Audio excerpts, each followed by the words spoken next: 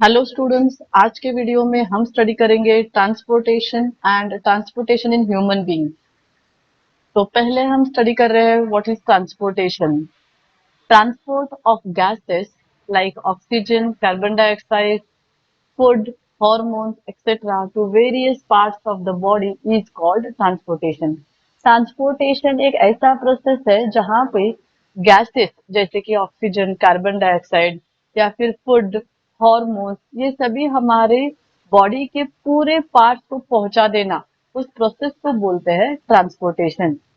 इस transportation process में हमारे बॉडी को जो भी गैसेस चाहिए, ऑक्सीजन हो या फिर कार्बन डाइऑक्साइड जो हमारे बॉडी में तैयार होता है, वो हमारे हर बॉडी के पार्ट से उसको बाहर निकालना हो, या फिर जो भी फूड विलाय जो इंटेस्टाइन में जो विलाय है, वहां के जो ब्लड वेसल्स जो एब्जॉर्ब करते हैं उसको हर सेल को पहुंचाना हो, या फिर जो हॉर्मोन्स हमारे बॉडी में सिक्रेट होते हैं वो उसके साइट्स पे पहुंचाना हो, तो वो सभी काम यहाँ पे ट्रांसपोर्टेशन में होता है।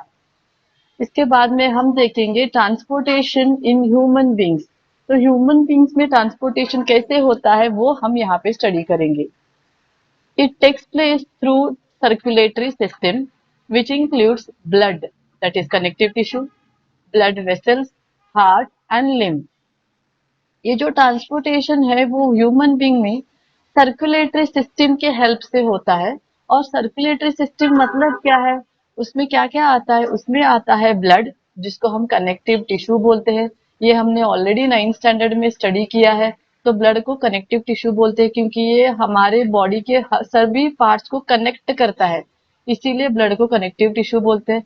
तो कनेक्टिव ये जो ब्लड है ये सर्कुलेटरी सिस्टम का एक पार्ट है। उसके बाद में ब्लड वेसल्स सर्कुलेटरी सिस्टम में आते हैं। ब्लड वेसल्स मतलब ये ऐसे पाइप्स जिसमें से ब्लड फ्लो होता है। देन हार्ट भी सर्कुलेटरी सिस्टम में आता है। और एक लिक्विड है उसका नाम है लिम्फ, ये भी सर्कुलेटरी सिस्टम में ही आता है।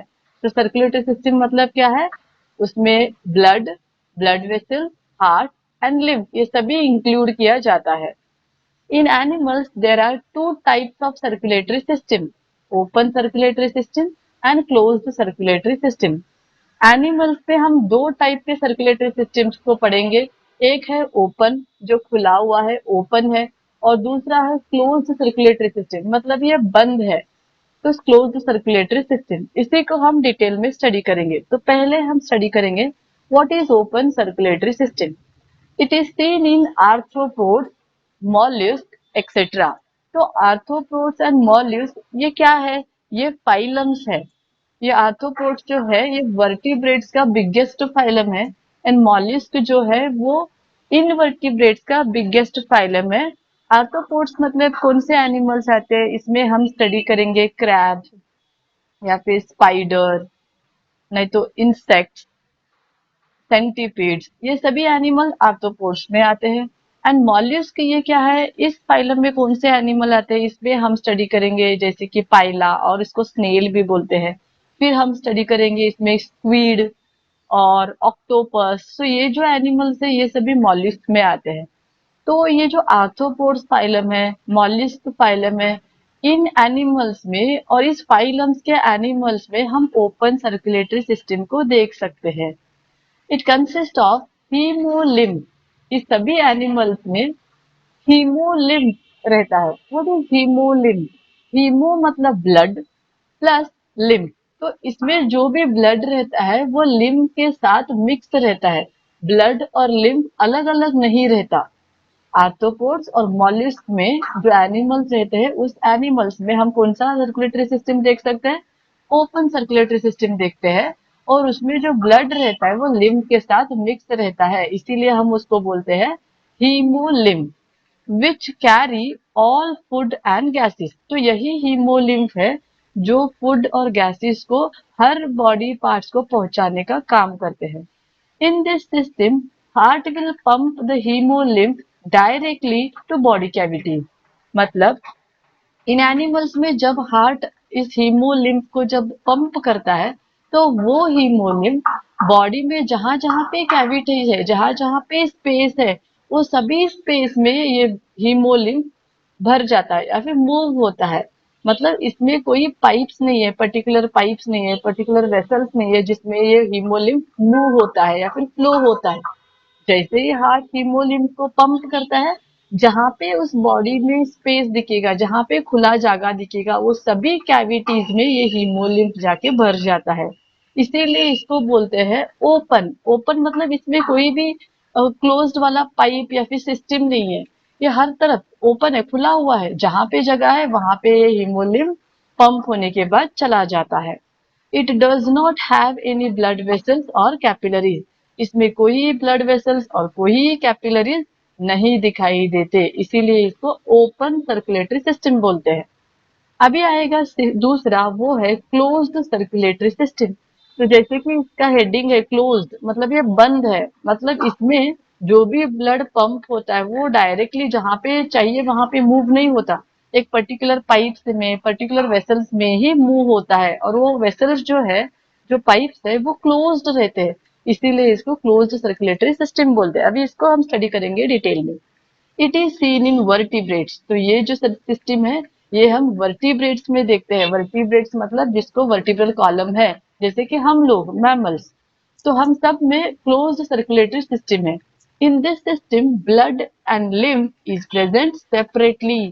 तो जो वर्टिब्रेट्स में जो ब्लड है, जो लिम्फ है, वो सेपरेटली है। जैसे कि हमने पहले पढ़ा, ओपन सर्कुलेटरी सिस्टम में ब्लड और लिम्फ दोनों एक साथ मिक्स होके मूव होते हैं, इसीलिए उसको हीमोलिम्फ बोलते हैं।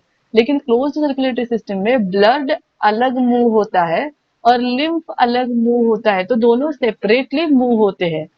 And heart pumps blood into blood vessels through which it will send to all parts of the body. Close circulatory system में जैसे ही हार्ट ब्लड को पंप करता है, तो वो ब्लड पहले ब्लड वेसल्स में जाता है। और वो ब्लड वेसल्स मतलब क्या है? ये एक पाइप्स है, जो पाइप्स है जिसमें से ब्लड मूव हो रहा है।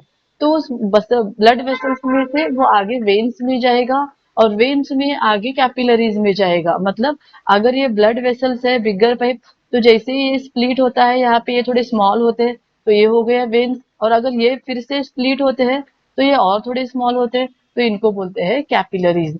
तो ऐसे इस क्लोज्ड पाइप में ये ब्लड मूव होते रहता है। इसीलिए जब हार्ट ब्लड को पंप करता है तो वो ब्लड वेसल्स में मूव होता है। ऐसे मूव होते होते हमारे बॉडी के सभी पार्ट्स को वो ब्लड फूड को सप्लाई करता है। तो ये था close circulatory system and open circulatory system. Next हम पढ़ेंगे हमारे अगले पेज पे। तो अब हम पढ़ेंगे व्हाट इज ब्लड। अभी तो हमें open circulatory system, close circulatory system सभी समझ में आया है। तो अब हम ब्लड क्या है वो पढ़ेंगे। It has two parts, liquid part और दूसरा है solid part.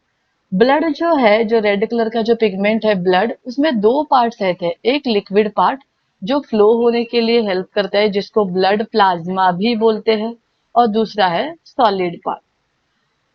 It has two parts, liquid part that is blood plasma which contains water, some proteins like albumin. It helps to carry CO2 gas, food, nitrogenous waste. मतलब ये जो liquid part है, जिस जो nothing but क्या है, blood plasma है, वो क्या काम करता है? उसमें वाटर बहुत सारा रहता है और थोड़ा प्रोटीन भी रहता है। प्रोटीन कौन सा रहता है इसमें? प्रोटीन का नाम है अल्ब्यूमिन। ये भी बहुत इंपॉर्टेंट, इसके ऊपर भी क्वेश्चंस पूछते हैं, तो याद रखो। जो प्रोटीन ब्लड प्लाज्मा में रहता है वो है अल्ब्यूमिन। तो ये वाटर और अल्ब्यूमिन से तैयार हुआ रहता है, और इसका काम क्या है? ये CO2 को कैरी करता है, फूड को कैरी करता है, एंड नाइट्रोजनस वेस्ट को भी कैरी करता है। CO2 को कहाँ से कैरी करता है? सेल से लेके जा रहा है। और फूड कहाँ से कैरी कर रहा है? विलाय, जैसे कि मैंने आपको डाइजेस्टिव सिस्टम में पढ़ाया था। जो भी विलाय है इंटेस्टाइन में, वहां पे जो भी ब्लड वेसल्स है वो सभी फूड को एब्जॉर्ब करते हैं, और वही फूड ब्लड में से हर सेल को पहुंचाया जाता है। तो वो फूड यहाँ पे ट्रांसफर हो रहा है। और दूसरा है नाइट्रोजनस वेस्ट। तो जो भी बॉडी में हमारे वेस्ट तैयार होता है, वो वेस्ट भी ये लिक्विड पार्ट ही कैरी करता है, जो कि ब्लड प्लाज्मा है। सेकेंड पार्ट है solid part. It consist of three types of cell. First is RBC, red blood cells. Second WBC, white blood cells. And third है प्लेटलेट्स। मतलब पहला हो गया हमारा लिक्विड पार्ट, और जो ब्लड में सॉलिड पार्ट है वो तीन टाइप के सेल्स से बना है। एक है RBC, nothing but red blood cells, जो रेड कलर में रहते हैं। दूसरे है WBC, white blood cell, nothing but white colour के सेल। एंड तीसरे है प्लेटलेट्स। तो ये है हमारा ब्लड। यहाँ पे मैंने क्या बोला आपको, ब्लड में दो पार्ट है, liquid part, solid part. Liquid part मतलब क्या है, ब्लड प्लाज्मा, जिसमें क्या रहता है, वाटर और अल्ब्यूमिन। एंड वो क्या करता है, CO2 को, फूड को, नाइट्रोजनस वेस्ट को कैरी करने के लिए हेल्प करता है। दूसरा पार्ट है सॉलिड पार्ट, जिसमें तीन टाइप के सेल्स है, RBC, WBC एंड प्लेटलेट्स। अभी हम देखेंगे RBC, WBC और प्लेटलेट्स का काम क्या है। तो पहले हम स्टार्ट करेंगे आरबीसी से। आरबीसी का फुल फॉर्म क्या है, रेड ब्लड सेल्स। तो यही वो सेल्स है जिसकी वजह से हमारे ब्लड का कलर रेड रहता है। तो हम इसको स्टडी करेंगे। These cells contain special pigment called haemoglobin. तो ये सेल्स जो है रेड ब्लड सेल्स, उसमें एक स्पेशल पिगमेंट रहता है और उसी का नाम है haemoglobin, which is red colour, therefore blood is red in colour. Hemoglobin has affinity towards oxygen, so RBC carries oxygen to various parts of the body. तो ये है इसका इम्पोर्टेंट काम। तो जो भी हीमोग्लोबिन है रेड ब्लड सेल्स में, उसको ऑक्सीजन के टूवर्ड्स बहुत एफिनिटी है। एफिनिटी मतलब अट्रैक्शन है। तो ये हीमोग्लोबिन ऑक्सीजन को लेके उसको कैरी करता है, और जहां पे भी हमारे बॉडी में कौन से भी सेल्स को ऑक्सीजन चाहिए, वो तो उनको ऑक्सीजन सप्लाई करता है। तो ये हो गया रेड ब्लड सेल्स का काम। तो रेड ब्लड सेल्स का काम क्या है, उनका काम है ऑक्सीजन को लेके हर बॉडी के हर पार्ट्स को, बॉडी के हर पार्ट्स को सप्लाई करना। दूसरे सेल्स है WBC, white blood cells. These are colourless cells. तो आप देख सकते हैं, मैंने बोला व्हाइट है, व्हाइट मतलब कलर नहीं है, तो इसीलिए हम इनको बोलते हैं these are colourless cells. Fight against infection. तो हमारे बॉडी में जब भी कोई इन्फेक्शन आता है, या फिर जब भी कोई अनवांटेड माइक्रो ऑर्गेनिजम्स एंटर करते हैं, जैसे कि कफ, कोल्ड, फीवर, जो जब भी कभी ऐसा इन्फेक्शन होता है, तो हमारी बॉडी उससे फाइट करती है पहले। तो जो फाइट करने के लिए जो सेल्स हेल्प करते हैं, वो है WBC, व्हाइट ब्लड सेल्स। तो ये सेल्स डिसाइड करेंगे कि हमारे बॉडी में कितनी एनर्जी है, मतलब कितनी इम्यून सिस्टम हमारी स्ट्रांग है। So these cells help to build immune system of our body. तो ये सेल्स क्या काम करते हैं, हमारी बॉडी की जो इम्यून सिस्टम है, जो स्ट्रेंथ है, इन्फेक्शन के अगेंस्ट फाइट करने का जो स्ट्रेंथ है, उसको तैयार करने के लिए ये सेल्स हेल्प करते हैं। तो WBC will help to build the immune system of our body. तो ये हो गए सेकेंड सेल। थर्ड जो है वो है प्लेटलेट्स। तो प्लेटलेट्स का काम क्या है, helps in blood clotting. Blood को क्लॉट करने के लिए, मतलब ब्लड को थोड़ा घट्ट करने के लिए ये वाले हेल्प करते हैं। मतलब ब्लड को थिक करने के लिए ये वाले सेल्स हेल्प करते हैं, जिसको हम बोलते हैं प्लेटलेट्स। तो इसकी कब जरूरत होती है, जब अगर कोई एक्सीडेंट हुआ, या फिर कोई वुंड फॉर्मेशन होता है, या फिर कोई कट होता है बाय मिस्टेक, हमारे हाथ के ऊपर, पैर के ऊपर, बॉडी के ऊपर अगर कुछ होता है, तो ब्लड फ्लो होने के लिए स्टार्ट होता है, और वो ब्लड फ्लो कंटिन्यूअस होते रहता है। लेकिन आपने देखा होगा थोड़ी देर के बाद में वो ब्लड फ्लो अपने आप रुक जाता है, और वहां पे ब्लड जो है वो बहुत थिक हो जाता है, मतलब वो क्लॉट होता है। तो यही ब्लड क्लॉटिंग हेल्प करता है हमारे प्लेटलेट्स।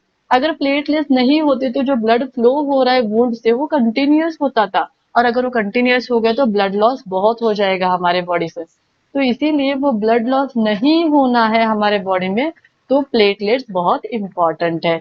तो platelets help in blood clotting. Next जो है वो है ब्लड वेसल्स। तो अब हम स्टडी करेंगे ब्लड वेसल्स। ब्लड वेसल्स देखने से पहले और एक बार जस्ट आपको मैं एक्सप्लेन करती हूँ functions of RBC, WBC and platelets. तो आरबीसी का फंक्शन क्या है, इसमें है स्पेशल पिगमेंट जिसका नाम है हीमोग्लोबिन। ये रेड कलर का है, और इसको ऑक्सीजन के टूवर्ड्स बहुत एफिनिटी है, तो ऑक्सीजन को कैरी करता है और हमारे बॉडी के सभी पार्ट्स को सप्लाई करता है।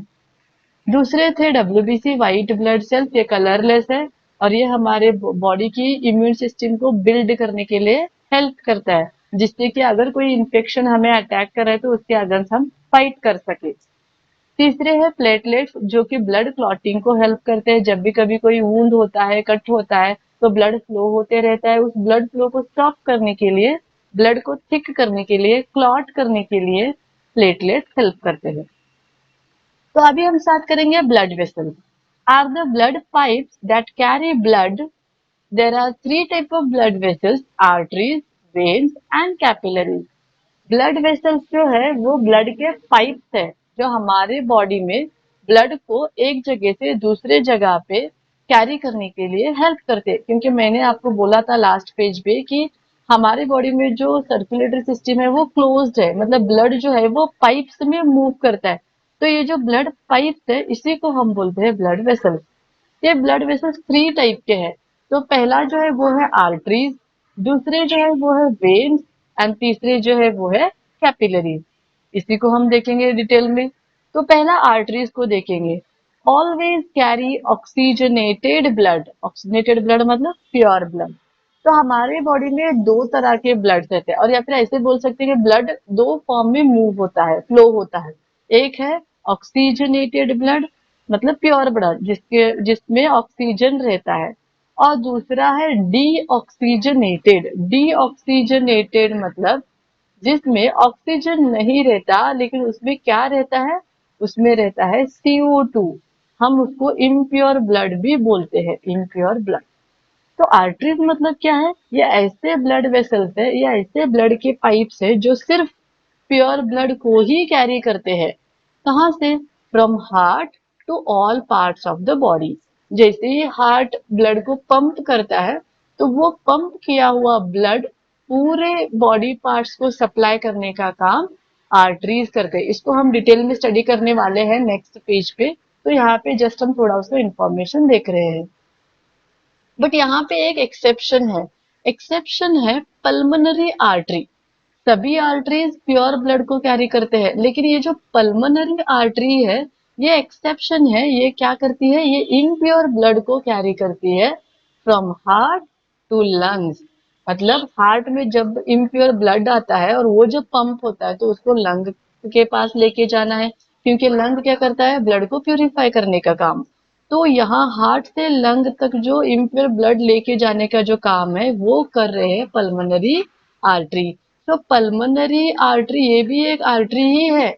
एक्चुअली सभी आर्टरीज प्योर ब्लड को ही कैरी करते हैं, लेकिन ये एक्सेप्शन है जो इम्प्योर ब्लड को कैरी करती है. इसीलिए ये बहुत इंपॉर्टेंट है, इसके ऊपर भी क्वेश्चन पूछते हैं. Which artery carries impure blood. तो आप याद रखो, pulmonary artery carries impure blood from heart to lungs. तो ये हो गया हमारा artery. Arteries have thick and elastic walls because blood flows with high pressure. जैसे ही हार्ट ब्लड को पंप करता है तो वो ब्लड विथ हाई प्रेशर से हर पार्ट्स को जाके पहुंचता है हमारे बॉडी में, हर एक सेल्स को जाके पहुंचता है. इसीलिए ये जो ब्लड है जो हार्ट से पंप हो रहा है वो बहुत प्रेशर से मूव होता है. तो इसीलिए आर्टरीज के जो वॉल्स रहते हैं, अगर ये आर्टरी है तो ये जो आर्टरी की जो वॉल है ये बहुत थिक रहती है और इलास्टिक रहती है, जिसकी वजह से अगर हाई प्रेशर से ब्लड फ्लो भी हो रहा है तो ये वॉल को कुछ फर्क नहीं पड़ेगा, ये कोई डिस्टर्ब नहीं हो जाएंगे, खराब नहीं हो जाएंगे. इसीलिए आर्टरीज के जो वॉल्स रहते हैं वो बहुत थिक एंड इलास्टिक रहते हैं. ये भी पॉइंट बहुत इंपॉर्टेंट है, इसके ऊपर भी आपको क्वेश्चंस पूछते हैं. Why arteries have thick and elastic walls. तो ये भी आपको क्वेश्चन पूछते हैं. नेक्स्ट हम देखेंगे वेन्स. तो वेन्स क्या है, these are opposite to arteries. मतलब आर्टरीज जो काम कर रहे हैं उसके अपोजिट काम वेन्स कर रहे हैं. तो आपको इजीली समझ में आएगा. आर्टरीज मैंने बोला था ऑक्सीजनेटेड ब्लड को कैरी करते हैं, तो ये क्या करेंगे उसका उल्टा, veins carry impure blood. Impure मतलब डीऑक्सीजनेटेड ब्लड. उसमें क्या रहता है, ऑक्सीजन तो नहीं रहता, तो उसमें रहता है CO2.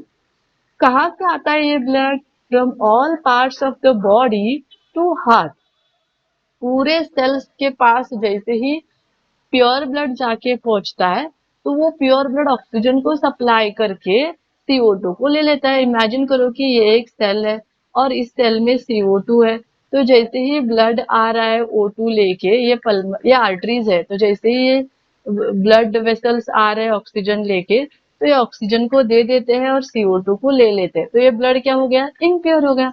तो इस सेल के पास से ये इम्प्योर ब्लड हार्ट तक लेके आने का जो काम है ये सभी कौन करते हैं, वेन्स करते हैं. इसीलिए from all parts of the body to heart, ये काम वेन्स करते हैं। लेकिन यहाँ पे भी एक एक्सेप्शन है, और एक्सेप्शन है pulmonary when. Pulmonary vein which carries pure blood, that is oxygenated blood. तो वेन्स तो क्या कैरी करते हैं, इम्प्योर ब्लड को कैरी करते हैं। आप यहाँ पे देख सकते हो सभी वेन्स इम्प्योर ब्लड कैरी करते हैं।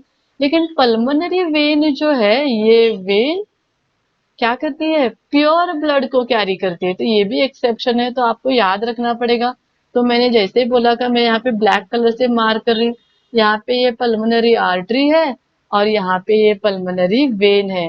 जो एक्सेप्शन है, वेन्स में पल्मोनरी वेन, आर्टरीज में पल्मोनरी आर्टरी। तो आपको याद रखने के लिए ये बहुत ईजी है। which carries pure blood. Veins have thin elastic walls, मतलब इनके जो walls है वो बहुत thin है और elastic है।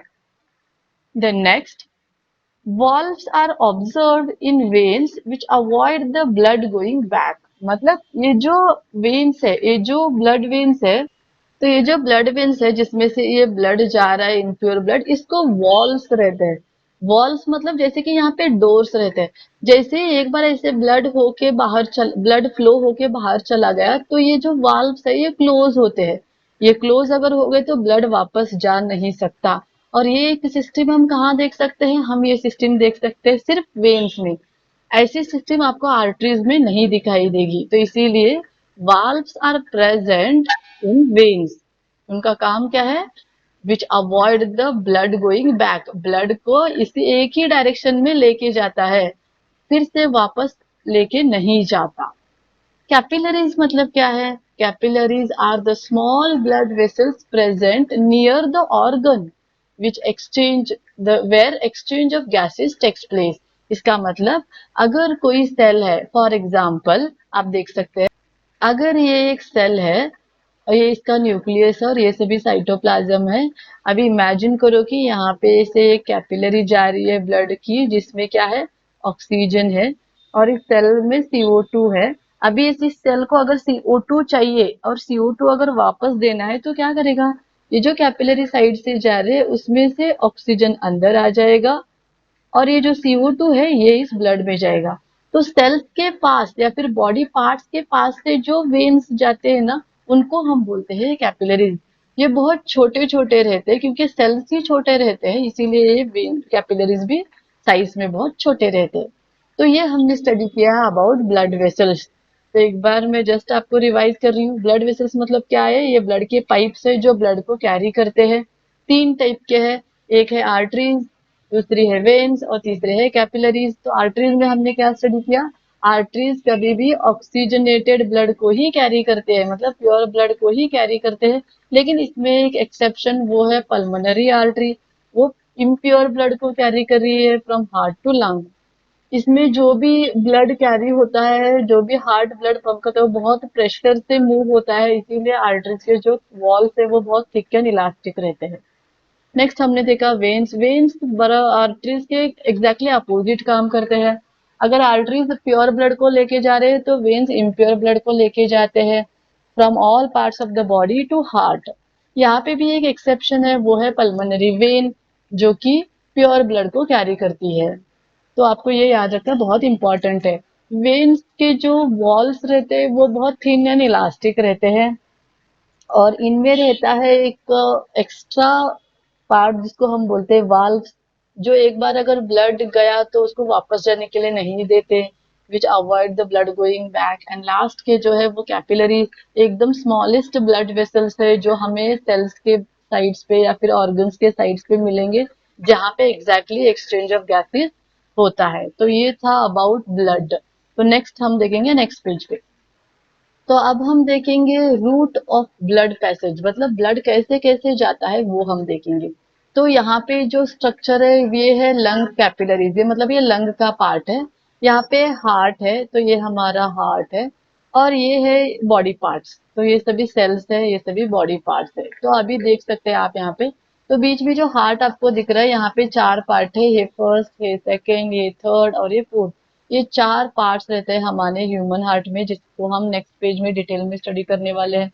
तो यहाँ पे आप देख सकते हैं, तो ये जो है ये एवोर्टा है, ये जो है ये एवोर्टा है, और यहाँ पे जो ये पल्मोनरी वेन है, यहाँ पे ये जो है पल्मोनरी आर्टरी है, ये वेना कावा है। तो ये कहाँ से जा रहे हैं? बॉडी से जा रहे हैं, फ्रॉम बॉडी ये जा रही है। तो अभी क्या होता है, लंग में एक्सचेंज ऑफ गैसेस होता है। एक्सचेंज ऑफ गैसेस मतलब क्या होता है, CO2 को लंग ले लेता है और O2 को ब्लड में पास करता है।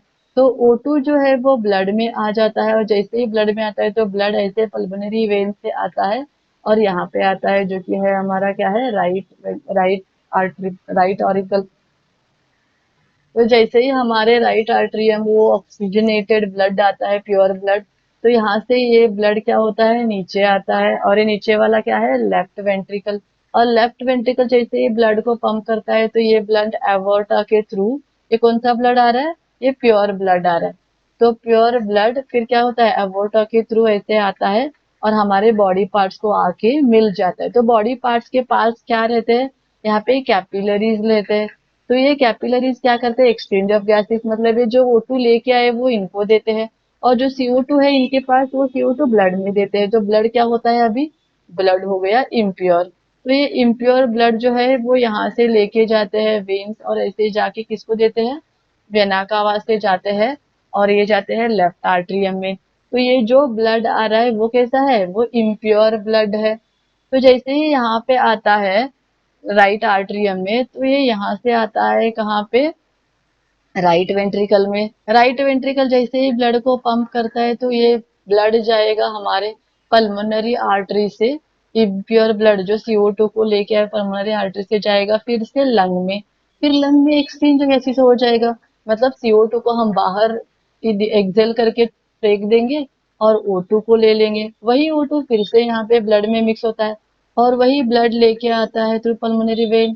फिर आएगा यहाँ पे क्या है, ये right artery, left atrium, left atrium से आएगा लेफ्ट वेंट्रिकल, लेफ्ट वेंट्रिकल से फिर से पंप हो के जाएगा एवोर्टा में, एवोर्टा से जाएगा बॉडी पार्ट्स को, बॉडी पार्ट्स में ये ऑक्सीजन देगा और क्या लेगा, CO2 लेगा। फिर से ये हो गया इम्प्योर, फिर से CO2 impure blood vena cava से आएगा हमारे राइट आर्टरियम में, राइट आर्टरियम से वो जाएगा लेफ्ट वेंट्रिकल, लेफ्ट वेंट्रिकल से फिर से पंप होके वो जाएगा पल्मोनरी वेन के थ्रू लंग, और फिर से लंग में एक्सचेंज ऑफ गैसेस हो जाएगा। तो जैसे एक्सचेंज ऑफ गैसेस होते हैं तो हम CO2 को एक्सेल आउट करते हैं, ब्रीद आउट करते हैं, और फिर से ब्रीद इन करके ऑक्सीजन को लेते हैं। और ऐसे ही ब्लड का जो रूट है वो फिक्स रहता है हमारे बॉडी में, मतलब एक जो ब्लड आ रहा है वो एक ही ब्लड दो बार हमारे हार्ट में आता है। एक बार आता है as a pure blood, pure blood जिसको हम ऑक्सीजनेटेड ब्लड बोलते हैं, और वही ब्लड सेल्स को जाके ऑक्सीजन देने के बाद वही ब्लड फिर से हार्ट को आता है as a impure blood. Impure blood मतलब डीऑक्सीजनेटेड ब्लड। तो याद रखो, इम्प्योर मतलब डीऑक्सीजनेटेड एंड प्योर ब्लड मतलब ऑक्सीजनेटेड। तो एक ही ब्लड दो बार हमारे हार्ट में आता है, इसीलिए हम इसको और एक नाम है जो कि है डबल सर्कुलेशन, डबल सर्कुलेशन भी बोलते हैं। हमारा यहाँ पे oxygenated blood and deoxygenated blood कभी भी मिक्स नहीं होता, क्योंकि अगर मिक्स होता है तो हमें अमाउंट, मैक्सिमम अमाउंट में ऑक्सीजन सप्लाई करने के लिए नहीं आता। और as the human being, mammals में आपने देखा है बहुत सारी एनर्जी चाहिए रहती है। अभी हम लोगों को अगर ह्यूमन बींग्स को अगर आप इमेजिन करोगे तो हम फिजिकली मेंटली बहुत सारा काम करते रहते हैं, तो इसीलिए हमें बहुत सारी एनर्जी भी चाहिए। तो एनर्जी अगर चाहिए तो हमें बहुत सारा ऑक्सीजन चाहिए, और बहुत सारा ऑक्सीजन चाहिए तो क्या होना है, ब्लड जो है प्योर और इम्प्योर मिक्स कभी नहीं होना। इसीलिए हमारे हार्ट में 4 चेम्बर्स है, और ब्लड सर्कुलेशन जो होता है वो डबल सर्कुलेशन होता है। तो ये था about route of blood passage. Heart के डायग्राम में इन डिटेल में हम पढ़ेंगे हमारे नेक्स्ट पेज पे, और तब हम एक फिर से एक बार डबल सर्कुलेशन को डिटेल में अंडरस्टैंड करेंगे। तो अब हम देखेंगे ह्यूमन हार्ट कैसे दिखता है, इसको क्या क्या लेबलिंग है ये हम देखेंगे अभी। तो आप अब यहाँ पे देख सकते हैं, तो हमारा जो ह्यूमन का हार्ट है इसको 4 चेम्बर्स है, 4 chamber heart, whatever heart we have it is a 4 chamber. तो कौन से 4 चेम्बर है, right atrium, left atrium, right ventricle, left ventricle. तो ये है हमारे 4 चेम्बर्स। नेक्स्ट, इसके बाद में हम देखेंगे हमारे ब्लड वेसल्स। तो लेफ्ट आर्टरियम में जो वेसल्स है वो है पल्मोनरी वेन्स। आप देख सकते हैं यहाँ पे एरो इनसाइड जा रहे हैं, तो ये पल्मोनरी वेन्स कहाँ पे है? लेफ्ट आर्टरियम में है। एंड राइट आर्टरियम में कौन से वेन है? एक है इंफेरियर वेना कावा और एक है सुपीरियर वेना कावा, तो ये दो है। लेफ्ट वेंट्रिकल से कौन सा ब्लड वेसल जा रहा है? वो ये है, जिसका नाम क्या है? आप लोग देख सकते हैं पिंक वाला, वो है एवोर्टा। तो ये हो गया हमारा एवोर्टा। वो कहाँ से आ रहा है? वो लेफ्ट वेंट्रिकल से आ रहा है, यहाँ से। ये हमारा बिगेस्ट ब्लड वेसल्स है हार्ट का। और राइट वेंट्रिकल से कौन सा पाइप जा रहा है, कौन सा ब्लड वेसल जा रहा है? वो है ये, जिसका नाम है पल्मोनरी आर्टरीज। तो ये है हमारे ब्लड के पाइप्स और ब्लड वेसल्स के नाम। फिर जो बीच में जो यहाँ पे आपको स्पेस दिख रहा है, राइट वेंट्रिकल और लेफ्ट वेंट्रिकल के बीच में जो स्पेस दिख रहा है यहाँ पे आपको ब्राउन कलर का, उसको हम बोलते हैं सेप्टम। इसको हम, इस स्पेस को हम बोलते हैं सेप्टम। यहाँ पे जो राइट आर्टरियम और राइट वेंट्रिकल के बीच में जो ओपनिंग है, इसको हम बोलते हैं ट्राइकस्पिड वाल्व। इसका लेबलिंग आपके टेक्स्ट बुक पे नहीं है, फिर भी ये इम्पोर्टेंट है, आप लोग याद रख सकते हैं। ये ट्राइकस्पिड वाल्व है। और लेफ्ट आर्टरियम और लेफ्ट वेंट्रिकल के बीच में जो ओपनिंग है, यहाँ पे जो ओपनिंग है, इसको हम बोलते हैं मिट्रल वाल्व। तो आप चाहे तो इसको याद रख सकते हैं, आपको हेल्प हो जाएगा आपके कॉम्पिटेटिव एग्जाम्स में। तो ये है मिट्रल वाल्व। ये ऐसे वाल्व से जहां से ब्लड फ्लो होता है नीचे, लेकिन बैक फ्लो नहीं हो सकता। एक बार अगर ब्लड नीचे आता है तो फिर से वापस नहीं जाता, क्योंकि ये जो मिट्रल वाल्व है वे क्लोज हो जाते हैं। वैसे ही ट्राइकस्पिड वाल्व में जैसे ही ब्लड नीचे आता है, यहाँ पे एरो देख सकते हैं, एक बार ब्लड नीचे आ गया तो ये भी वाल्व क्लोज होता है, ब्लड को वापस जाने के लिए नहीं देता। तो ये है हमारे हार्ट के लेबलिंग्स। तो आपको अंडरस्टैंड हुआ होगा। मैं और एक बार आपको रिवाइज करके दे रही हूँ। तो हमारे हार्ट में कितने चेम्बर है? 4 चेम्बर है। पहला कौन सा चेम्बर है हमारा? ये है राइट आर्टरियम, दूसरा है लेफ्ट आर्टरियम, तीसरा है लेफ्ट वेंट्रिकल, चौथा है राइट वेंट्रिकल। तो ये है हमारे 4 चेम्बर्स ऑफ द हार्ट। तो जो लेफ्ट आर्टरियम से जो ब्लड वेसल जा रही है वो है pulmonary vein. Then right atrium से जो जा रहे हैं वो है superior vena cava and inferior vena cava. Then next जो नीचे है लेफ्ट वेंट्रिकल, वहां से जो ब्लड वेसल जा रही है वो है एवोर्टा। और राइट वेंट्रिकल से जो ब्लड वेसल जा रही है वो है पल्मोनरी वेन। और दोनों के बीच में, राइट वेंट्रिकल और लेफ्ट वेंट्रिकल के बीच में जो स्पेस है उसको हम बोलते हैं सेप्टम। एंड राइट आर्टरियम और राइट वेंट्रिकल के बीच में जो वाल्व है, जो ओपनिंग है, उसको बोलते हैं tricuspid valve. Left atrium and left ventricle के बीच में जो ओपनिंग है उसको बोलते हैं मिट्रल वाल्व। तो ये है अबाउट हार्ट। हार्ट का डायग्राम बहुत इंपॉर्टेंट है एग्जाम के लिए, आप लोगों को इसको प्रैक्टिस करना है। Even labelling is very important, इसको भी आपको प्रैक्टिस करना है। अब हम देखेंगे नेक्स्ट पेज पे इसका वर्किंग, मतलब जैसे ही ब्लड एंटर होता है हार्ट में तो वो कैसे कैसे मूव होता है वो हम देखेंगे हमारे नेक्स्ट पेज पे। तो पहले क्या होता है वो हम देखेंगे। Oxygen rich blood enters into the left atrium. The left atrium relaxes when it is collecting this blood. तो अब वही हम इस डायग्राम में देख सकते हैं। तो डायग्राम में क्या बोल रहे हैं कि जब ऑक्सीजन रिच मतलब क्या है? Pure blood. ये हमने लास्ट पेज पे स्टडी किया। ऑक्सीजन रिच मतलब प्योर ब्लड, और इसको और एक नाम क्या है? ऑक्सीजनेटेड ब्लड, ऐसे भी हम लोग इसको बोल सकते हैं। तो ये प्योर ब्लड पल्मोनरी वेन्स के थ्रू लेफ्ट आर्टरियम में एंटर होता है। ये है हमारा लेफ्ट आर्टरियम। बट जब ये ब्लड लेफ्ट आर्टरियम में एंटर हो रहा है तो ये लेफ्ट आर्टरियम रिलैक्स मोड में रहता है। रिलैक्स मोड में रहता है। क्यों रिलैक्स मोड में रहता है? क्योंकि ये मैक्सिमम अमाउंट ऑफ ब्लड यहाँ पे भर सके। तो जैसे ये पूरा लेफ्ट आर्टरियम भर जाता है तो ये प्रेशर देता है हमारे मिट्रल वाल्व के ऊपर। और जैसे ही मिट्रल वाल्व के ऊपर प्रेशर आता है ये लेफ्ट आर्टरियम कॉन्ट्रैक्ट होता है। और कॉन्ट्रैक्ट होने के बाद मिट्रल वाल्व क्या होता है? ओपन। एंड जब मिट्रल वाल्व ओपन होता है तो यह ऑक्सीजन रिच ब्लड कहाँ पे एंटर होता है? लेफ्ट वेंट्रिकल में। जब ये ब्लड लेफ्ट वेंट्रिकल में एंटर हो रहा है तब लेफ्ट वेंट्रिकल क्या होता है? रिलैक्स होता है, क्योंकि सब अमाउंट ऑफ ब्लड, पूरा ब्लड इसमें भर सके। आई होप आपको अंडरस्टैंड हो रहा है। मैंने बोला प्योर ब्लड पल्मोनरी वेन्स के थ्रू लेफ्ट आर्टरियम में एंटर होता है। लेफ्ट आर्ट्रियम तब रिलैक्स रहता है, मैक्सिमम अमाउंट ऑफ ब्लड यहाँ पे ऑक्यूपाई होता है। लेफ्ट आर्ट्रियम कॉन्ट्रैक्ट होता है तो मिट्रल वाल्व ओपन होता है और वो पूरा का पूरा ऑक्सीजन रिच ब्लड कहाँ पे आता है, लेफ्ट वेंट्रिकल में। तो पूरा ब्लड लेफ्ट वेंट्रिकल में पूरा लेने के लिए ये रिलैक्स हो जाता है। और जैसे ये ब्लड एंटर होता है, ये जो मिट्रल वाल्व है ये क्लोज होता है, मतलब ये बैक फ्लो ब्लड होने के लिए नहीं देता, ब्लड को वापस जाने के लिए नहीं देता। तो जैसे ही यहाँ पे लेफ्ट वेंट्रिकल पूरा भर जाता है तो ये कॉन्ट्रैक्ट होता है, और ये कॉन्ट्रैक्ट होने की वजह से क्या होता है, मिट्रल वाल्व तो क्लोज है तो अभी क्या हो जाएगा, अभी ओपन होते हैं वाल्व्स ऑफ एवोर्टा, एवोर्टा के वॉल्व्स ओपन होते हैं और ये ऑक्सीजन रिच ब्लड एवोर्टा के थ्रू ऐसे मूव होता है और हमारे बॉडी के हर पार्ट्स को ऑक्सीजन पहुंचा देता है। तो इमेजिन करो कि ये यहाँ पे एक सेल है, ये न्यूक्लियस है, ये हमारा बॉडी पार्ट है। तो यहाँ पे ये ब्लड आके हमारे सेल को ऑक्सीजन पहुंचा देने का काम करता है। तो ये ब्लड आ गया ऑक्सीजन लेके, कहाँ से, एवोर्टा के थ्रू। जैसे ही सेल्स के पास आता है सेल को ऑक्सीजन दे देता है एंड क्या लेता है, CO2 को वापस ले लेता है। तो जैसे ही इसने CO2 ले लिया तो अभी ये CO2 लेने के बाद ये ब्लड क्या हो गया, ये ब्लड तो इम्प्योर हो गया। तो हर बॉडी पार्ट्स के पास इम्प्योर ब्लड हो गया, ये डीऑक्सीजनेटेड ब्लड है।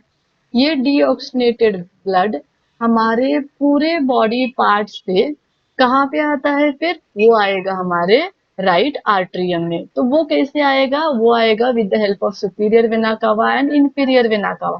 सुपीरियर वेना कावा जो है वो हमारे बॉडी के अपर पार्ट से पूरा इम्प्योर ब्लड लेके आती है। कौन सा ब्लड लेके आती है, इम्प्योर।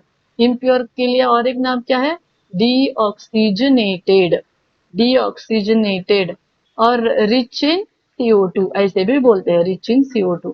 तो ये रिच इन CO2 ब्लड जो है वो सुपीरियर वेना कावा upper part of the body से लेके आती है, इंफीरियर वेना कावा lower part of the body से लेके आते हैं और पूरा ब्लड कहाँ पे भर जाता है, वो भर जाता है हमारे राइट आर्ट्रियम में। तो जब ये ब्लड यहाँ पे भर रहा है तो राइट आर्ट्रियम ये रिलैक्स रहता है, जिसकी वजह से मैक्सिमम अमाउंट ऑफ ब्लड को ये भर सके।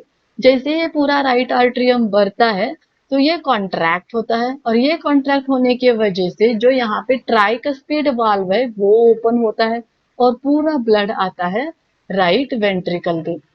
जब राइट वेंट्रिकल में ब्लड आ रहा है तो वो पूरे अमाउंट ऑफ ब्लड को ऑक्यूपाई करने के लिए क्या होता है, ये रिलैक्स होता है। रिलैक्स होने की वजह से यहाँ पे पूरा इम्प्योर ब्लड भर जाता है। एक बार अगर यहाँ पे ब्लड एंटर हो गया तो हमारा ट्राइकस्पिड वाल्व यहाँ पे क्लोज होता है और जब हमारा राइट वेंट्रिकल कॉन्ट्रैक्ट होता है तो ब्लड कहाँ जाता है, ये तो यहाँ पे बंद है, तो ब्लड एंटर हो जाता है हमारे पल्मोनरी आर्टरीज में। और यहाँ से ये जो ब्लड जा रहा है पल्मोनरी आर्टरीज में, ये तो इम्प्योर ब्लड है तो इसको तो प्यूरिफाई करना है, तो इम्प्योर ब्लड यहाँ से कहाँ जाएगा, तो ये जाएगा हमारे लंग्स के पास, ये जाएगा हमारे लंग्स के पास। तो लंग्स के पास क्या होता है, लंग्स में पास यहाँ पे अल्वियोलाई है जो ऑलरेडी हमने स्टडी किया है। तो अल्वियोलाई में ये ब्लड जाएगा, तो अल्वियोलाई में ब्रीथ इन करने के बाद क्या आया है, O2 है। तो ये O2 ये ब्लड ले लेता है और जो CO2 यहाँ पे था ब्लड में वो लंग्स को दे देता है और CO2 लंग क्या करता है, इनहेल आउट करता है, एक्सहेल आउट करता है, ब्रीद आउट करके बाहर फेंक देता है। और ब्लड O2 लेके फिर से क्या होता है, ब्लड हो गया प्योर, ब्लड प्योर होता है और यही प्योर ब्लड फिर से पल्मोनरी वेन्स के थ्रू लेफ्ट आर्टरियम में आता है। तो ऐसे पूरा ब्लड सर्कुलेशन हमारे हार्ट में होता है, इसी को बोलते हैं सर्कुलेशन। तो यहाँ पे हमने जैसे कि मैंने पहले भी बोला था, एक ही ब्लड दो बार आ रहा है, एक बार वो प्योर ब्लड कह के आ रहा है और दूसरी बार वो impure blood as a impure blood आ रहा है। तो यहाँ पे रेड कलर जो है वो प्योर है और जो ब्लू कलर का है वो सभी इम्प्योर पार्ट है। तो और एक बार मैं आपको एक्सप्लेन कर रही हूँ जो ब्लड का रूट है। तो पहले पल्मोनरी वेन्स के through pure blood left atrium में आता है, लेफ्ट आर्टरियम रिलैक्स होके पूरा ब्लड यहाँ पे भर जाता है, लेफ्ट आर्टरियम कॉन्ट्रैक्ट होता है और मिट्रल वाल्व ओपन होता है, पूरा प्योर ब्लड कहाँ पे आता है, लेफ्ट वेंट्रिकल में। लेफ्ट वेंट्रिकल कॉन्ट्रैक्ट होता है और ये पूरा ब्लड जाता है अवोर्टा से हमारे पूरे बॉडी के पार्ट्स को, सेल्स को। सेल में जाने के बाद वो O2 को दे देता है और CO2 को लेता है और वही ब्लड क्या होता है, इम्प्योर होता है। एक बार इम्प्योर होने के बाद में वो इम्प्योर ब्लड सुपीरियर वेना कावा के थ्रू एंड इंफीरियर वेना कावा के थ्रू हमारे राइट आर्टरियम में आता है। सुपीरियर वेना कावा जो है वो upper part of the body से ब्लड लेके आती है। इंफीरियर वेना कावा जो भी हमारा नीचे का पार्ट है वहां से ब्लड लेके आती है इम्प्योर।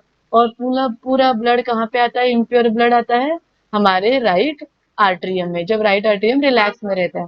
जब राइट आर्टरियम कॉन्ट्रैक्ट होता है वो इम्प्योर ब्लड आता है राइट वेंट्रिकल में, एंड राइट वेंट्रिकल कॉन्ट्रैक्ट होने के बाद में वही इम्प्योर ब्लड पल्मोनरी आर्टरीज के थ्रू जाएगा लंग्स के पास, और लंग में फिर से प्यूरिफाई होता है, फिर से वो प्योर ब्लड होता है, फिर से वो ब्लड लेफ्ट आर्टरी में होता है, फिर लेफ्ट वेंट्रिकल, फिर एवोर्टा, एवोर्टा के बाद फिर से सेल्स, सेल्स में जाने के बाद फिर से इम्प्योर होता है, और थ्रू सुपीरियर वेना कवा इंफीरियर वेना कवा राइट आर्टरियम में आता है, फिर लेफ्ट राइट वेंट्रिकल में आता है, फिर जाएगा पल्मोनरी आर्टरी से लंग्स के पास। तो ये जो ब्लड सर्कुलेशन है कंटिन्यूअस हमारे बॉडी में चलता ही रहता है। तो यहाँ पे मैंने आपको बोला कि एक ही ब्लड एक बार प्योर एक बार इम्प्योर हार्ट में 2 बार आता है, और इसीलिए हम इसको बोलते हैं डबल सर्कुलेशन, डबल सर्कुलेशन। और इसी की वजह से प्योर ब्लड और इम्प्योर ब्लड कभी भी मिक्स नहीं होता। मैक्सिमम अमाउंट ऑफ ऑक्सीजन लेके आते हैं, मैक्सिमम अमाउंट ऑफ CO2 लेके जाते हैं। तो हमारे सेल्स में बहुत सारी एनर्जी तैयार करने के लिए हेल्प करता है। तो ये था अबाउट ह्यूमन हार्ट। वही प्रोसेस को मैंने यहाँ पे सेंटेंस में लिखा है, मैं एक बार पढ़ लेती हूँ आपके लिए। Oxygen rich blood enters into the left atrium, the left atrium relaxes when it is collecting blood. It then contracts while the next chamber, the left ventricle, relaxes so that the blood is transferred to it. When muscular left ventricle contracts, in its turn, the blood pumped out of the body through aorta. मतलब aorta से सभी sales को पहुंचा देता है। Next क्या होता है? वहां पे एक्सचेंज होने के बाद में ब्लड डीऑक्सीनेटेड होता है। तो deoxygenated blood comes from the body to the upper chamber of the right atrium as it is relaxes. As the right atrium contracts, the blood enters to the right ventricle as it was relaxing. When the right ventricle contracts, the blood enters into the pulmonary arteries to the lung for purification. और एक बार lung में अगर blood चला गया तो वहां पे purify होता है, और फिर से ये पहला वाला स्टेप रिपीट होता है, फिर दूसरा वाला स्टेप रिपीट होता है, फिर पहला वाला स्टेप, फिर दूसरा स्टेप, और ऐसे ही कंटिन्यूअसली ये स्टेप्स रिपीट होते रहते हैं। इसीलिए हमारे हार्ट में लब डब ये साउंड आता रहता है। एक बार लब आता है, एक बार डब साउंड आता है। तो ये हो गया हमारा circulation of blood in the heart. बाकी का हम पढ़ेंगे हमारे नेक्स्ट पेज पे। तो अब हम थोड़ा देखेंगे ह्यूमन हार्ट का एक्सप्लेनेशन। जैसे कि मैंने आपको ऑलरेडी एक्सप्लेन किया है, लेकिन अगर आपको नोट्स पूछे हैं व्हाट इज हार्ट एक्सप्लेन, तो आप ये पॉइंट्स लिख सकते हैं। Human heart consist of 4 chambers, right atrium, left atrium, right ventricle, left ventricle. Between right atrium and right ventricle, there is a tricuspid valve. Between left atrium and left ventricle, there is a bicuspid valve or mitral valve. Right and left part of the heart is separated by a septum. The weight of human heart is about 300 gram and size is about human fist. आपको ये याद रखना है, ये बहुत important है। Competitive exam में इसके ऊपर भी क्वेश्चन पूछ सकते हैं। It is slightly tilted towards the left side. It is present in thoracic cavity, that is chest cavity. तो ये था about the heart. अभी हम पढ़ेंगे what is double circulation and what is single circulation. इसके ऊपर भी बहुत सारे क्वेश्चंस पूछे जा सकते हैं, इसीलिए मैंने इसको एक साइड पे दूसरा टॉपिक ही रेडी किया है। तो what is double circulation? Blood passes twice through the heart, first as oxygenated from lungs to heart and secondly as deoxygenated blood from cells to heart. Therefore, it is called as double circulation. It is observed in human, reptiles and amphibians. तो जैसे कि मैंने आपको पहले भी explain किया है, जब मैं आपको ब्लड का रूट एक्सप्लेन कर रही थी, ब्लड जो है ह्यूमंस में 2 बार हार्ट में आता है। एक बार आता है एज ऑक्सीजनेटेड, जब वो लंग्स में प्यूरिफाई होके हार्ट के पास आता है, और हार्ट जैसे ही पंप करता है तो वो ब्लड हर सेल्स के पास जाता है। जैसे ही वो सेल्स के पास जाता है वहां पे वो क्या करता है, O2 को देता है और CO2 को लेता है, तो वो डीऑक्सीनेटेड होता है। वही ब्लड फिर से आता है हार्ट के पास, और बाद में हार्ट से वो जाता है फिर से लंग्स के पास प्योर होने के लिए। तो इसीलिए एक ही ब्लड दो बार आता है, blood passes twice through the heart, इसीलिए उसको डबल सर्कुलेशन बोलते हैं। आपको इसके ऊपर और एक क्वेश्चन पूछ सकते हैं, that is why double circulation is important और why it is necessary in humans, ऐसे भी पूछते हैं। तो जैसे हमने पहले भी बोला मैंने आपको, ह्यूमंस को बहुत सारी एनर्जी चाहिए रहती है, वो हाईली कॉम्प्लेक्स्ड एनिमल है, तो उनको बहुत सारी एनर्जी चाहिए रहती है, इसीलिए उनमें जो ऑक्सीजन सप्लाई है वो मैक्सिमम रहना चाहिए। अगर ब्लड मिक्स हो जाएगा तो ऑक्सीजन मैक्सिमम सप्लाई नहीं होता, सेल्स को मैक्सिमम ऑक्सीजन नहीं मिलेगा। तो इसीलिए ब्लड सेपरेटली फ्लो होना चाहिए, ऑक्सीजनेटेड सेपरेटली, डीऑक्सीजनेटेड सेपरेटली, और इसीलिए ब्लड सर्कुलेशन इंपॉर्टेंट है। दूसरा है single circulation. What is single circulation? Blood moves only once through the heart. Heart में ब्लड एक ही बार आता है, उसको बोलते हैं single circulation. It is observed in fishes. Fish जो है उनमें ये टाइप का सिंगल सर्कुलेशन हम देख सकते हैं। फिश में जो हार्ट रहता है वो सिर्फ टू चेम्बर्स का ही रहता है, टू चेम्बर्स। हमारे में जो हार्ट रहता है ह्यूमन बींग्स में वो फोर चेम्बर है, लेकिन फिश में जो है वो सिर्फ टू चेम्बर्स है, और जिसको हम बोलते हैं ऑरिकल एंड वेंट्रिकल, मतलब right auricle, right atrium and left atrium, इतना ही बोलते हैं। तो इनमें क्या है, they have gills in which blood absorbs oxygen and this blood is directly passed to all parts of the body। मतलब अगर आपने फिश को देखा तो फिश का स्ट्रक्चर कुछ ऐसे ही होता है। तो यहाँ पे इसको गिल्स रहते हैं, तो यहाँ पे गिल्स रहते हैं। ये जो गिल्स है ये क्या करते हैं, ऑक्सीजन, वाटर को एब्जॉर्ब करते हैं, और वाटर में रहता है ऑक्सीजन। तो ये ऑक्सीजन जैसे ही गिल्स में एंटर होता है, ये ऑक्सीजन जाके ब्लड में मिक्स होता है, और ये ब्लड डायरेक्टली हर एक पार्ट्स को पहुंचाया जाता है, और जैसे ही पहुंचाया जाता है वहां पे हर एक सेल को ऑक्सीजन मिलता है। फिर वो blood from all body parts, blood comes to the heart which pumps the blood to the gills. मतलब हर एक सेल से फिर जो डीऑक्सीनेटेड ब्लड है वो हार्ट के पास आता है, और हार्ट पंप करता है, फिर वो गिल्स के पास जाता है। मतलब यहाँ पे फिश में सिर्फ डीऑक्सीजनेटेड ब्लड, सिर्फ डीऑक्सीनेटेड ब्लड कहाँ पे आ रहा है, हार्ट के पास आ रहा है। सिर्फ डीऑक्सीनेटेड ब्लड हार्ट के पास आ रहा है, और ऑक्सीनेटेड ब्लड डायरेक्टली पंप होके हर एक बॉडी पार्ट्स को मिल रहा है। तो यहाँ पे जो ब्लड है वो हार्ट में सिर्फ एक ही बार आता है एज अ डीऑक्सीनेटेड ब्लड, इसीलिए ऐसे सर्कुलेशन को बोलते हैं सिंगल सर्कुलेशन। तो आपको कॉम्पिटेटिव एग्जाम्स में इसके ऊपर भी क्वेश्चन पूछ सकते हैं। पहले तो पूछ सकते हैं कि fish has how many chambers, तो इसको दो चेम्बर है, एक राइट आर्ट्रियम एक लेफ्ट आर्ट्रियम। फिर पूछ सकते हैं which type of circulation is observe, तो वो है सिंगल सर्कुलेशन। तो आपको याद रखना है कि फिश में जो गिल्स रहते हैं वो गिल्स ब्लड को, ऑक्सीजन को एब्जॉर्ब करके ब्लड में मिक्स करते हैं, और वही ब्लड जाता है पूरे बॉडी पार्ट के पास।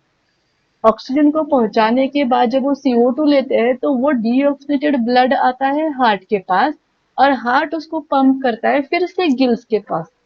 तो यहाँ पे जो प्यूरिफाइड जो ब्लड होता है वो गिल्स में होता है, और हार्ट सिर्फ पंप कर रहा है। प्यूरिफिकेशन यहाँ कहाँ पे हो रहा है, गिल्स के पास। ह्यूमन बींग में प्यूरिफिकेशन कहाँ होता है, लंग्स में, और फिशेस में प्यूरिफिकेशन कहाँ होता है, गिल्स में। तो fish has to chambered heart. तो ये आपको याद रखना है, double circulation and single circulation.